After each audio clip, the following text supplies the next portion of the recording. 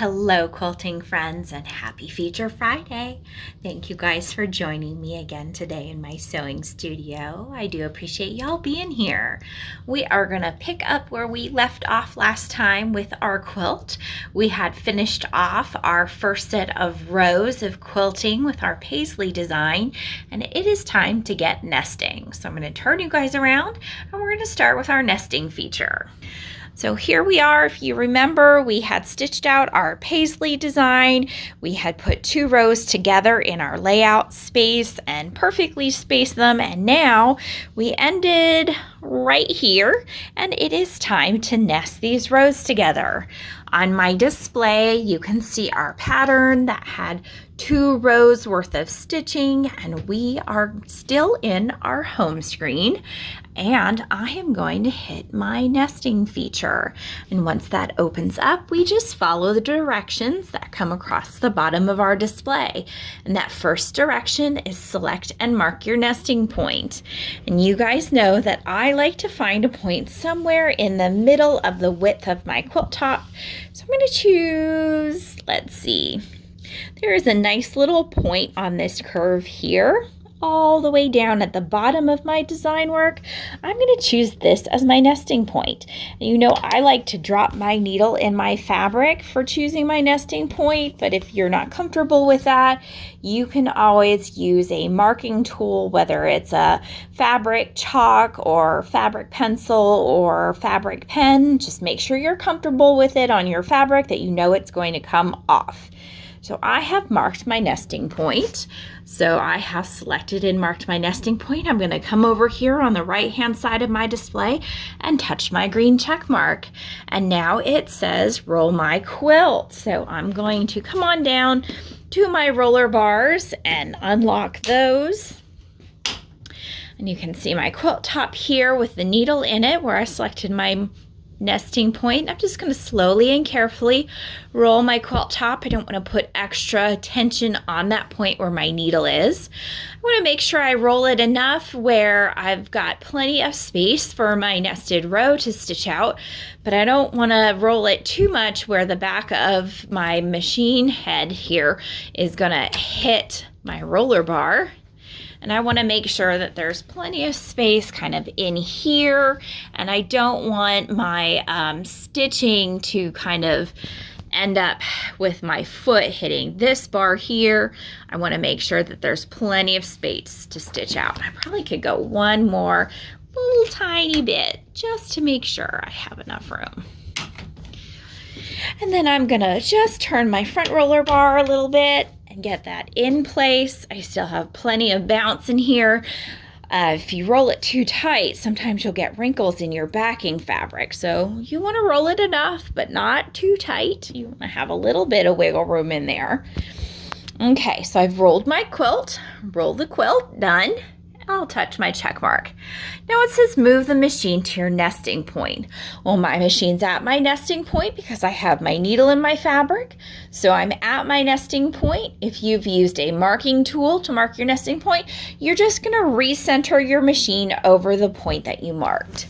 We can hit our check mark here. And now it says move the machine to place the nested row. Now, our nested rows are going to look good because remember last time we actually used our spacing feature to make sure that our rows looked really good with each other. So we should have that same spacing put into place here with our nesting. And I'm looking at this and it looks great, and I think it worked out well. So up here in the grayed out design, that's what we've already stitched out. And down here in the orange layout box with the black coloring is what we're going to stitch out. And I can see our spacing looks really good. If we wanted to change our spacing, we could change our spacing with our either move the machine feature or our feature where we can type in the distance we want in between our rows.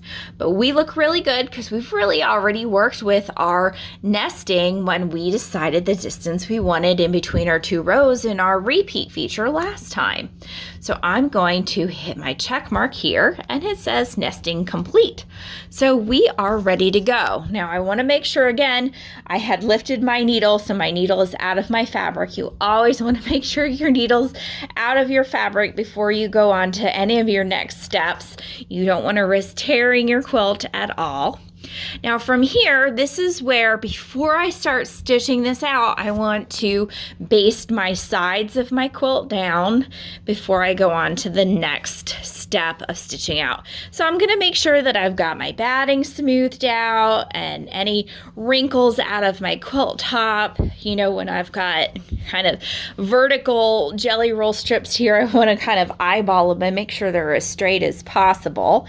And then I'm going to come on over to the right side of my quilt top here, and I'll bring my needle up and down and pull my bobbin thread up to the surface. And you guys know I'm not great at freehand quilting or free motion quilting, so I'm going to line myself up, and I can leave my nested stitching here, but I can use my channel lock. So I'm going to put on my horizontal channel lock so that I can stitch a vertical line. I'm going to turn my stitching on my handlebars, and I'm just going to stitch down the side of my quilt top here to anchor my sides into place so they don't shift around when we're stitching out our design. So I'm just basting my sides down.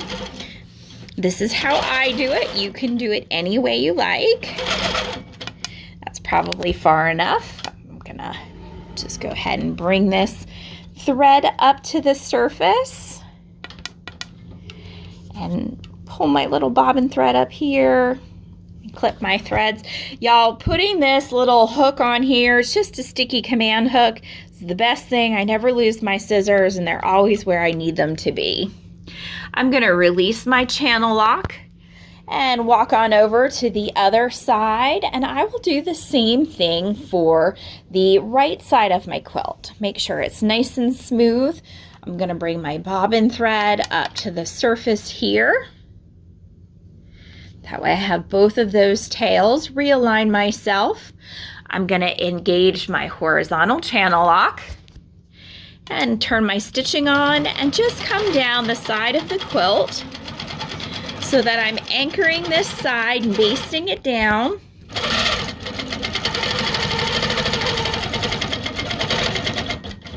Oop, I'm getting a little crooked there. I guess I didn't square this up as well as I thought. Okay, and turn my stitching off and pull that thread back up to the surface and clip with my little scissors. Okay, so now that I have both my right and left sides basted, I'm going to turn off my channel lock. I've got my sides down in place. Everything's nice and smooth and ready to go. So now it's time to stitch out. So I have my needle engaged. I'll touch my go button, my little green skittle. I'm gonna make sure my needle's still up. I always double check even though I know it's up because I'm so scared I'm gonna tear a quilt top. I'll touch my green button. My robot's gonna move over to the starting point of the first of my 2 rows in this section of my layout. And we're going to go through our normal cycling. We're going to needle up, needle down with doing our single stitch. I'll hit my check mark there. We'll move out of the way to pull our bobbin thread up here. I've got both of the tails in my hand and touch our check mark. We'll recenter into place and I'll cycle my needle. Oop. Don't want to lose it. And I'll touch my check mark. I'll turn my stitching on here and touch my check mark, and off we go for our next set of rows.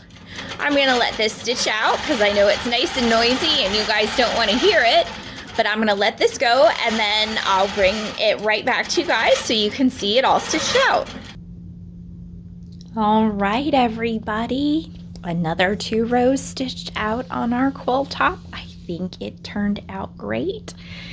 Let's see if I can find the spot. Oh, here it is. So here is the end of our first set of rows, and this is the beginning of the next set of rows, and I think it is perfectly nested.